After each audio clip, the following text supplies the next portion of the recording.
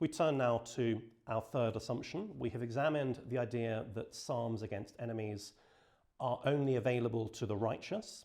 We've examined the idea that they were written by those who deludedly thought they were righteous. We turn now to this perhaps more modern idea, very contemporary idea, that if you're suffering, you can pray for whatever you want.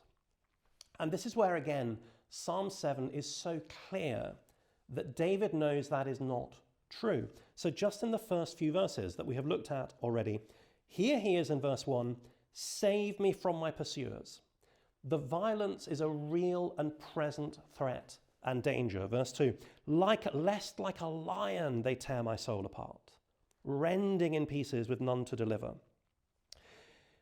What does he pray, though, in verse 5? Do you notice that? Let the enemy pursue my soul and overtake it.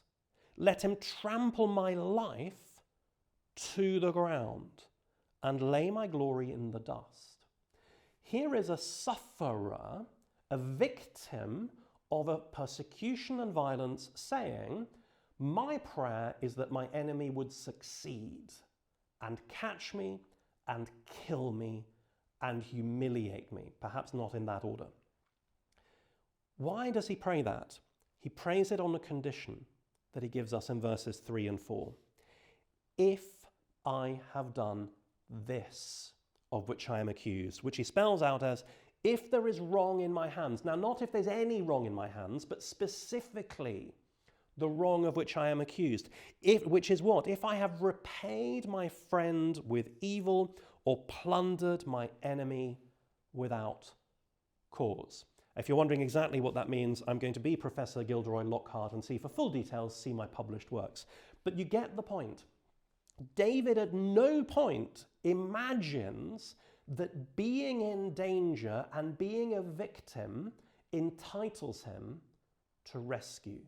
He knows that he has got to prove in God's court that those accusing him are lying, that he has not committed a crime worthy of the punishment which is coming against him. David was the high court in Israel. That was the job of the king, was to administer justice. And if he had two people before him in court, one saying, I want that man to be beaten with rods because of crime X, as the law says, David's job was not to say, he looks dodgy, let's do it. His job was not to say, well, because you're asking for evil against him, you're persecuting him, poor him, we'll let him off. His job was to look at the evidence. And if he was guilty of a crime, to receive the penalty that the law specified for that crime.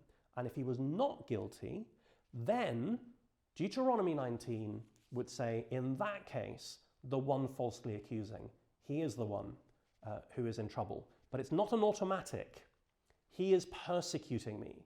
Therefore, Lord, take my side against him. No, it's, Lord, take the side that truth and justice requires.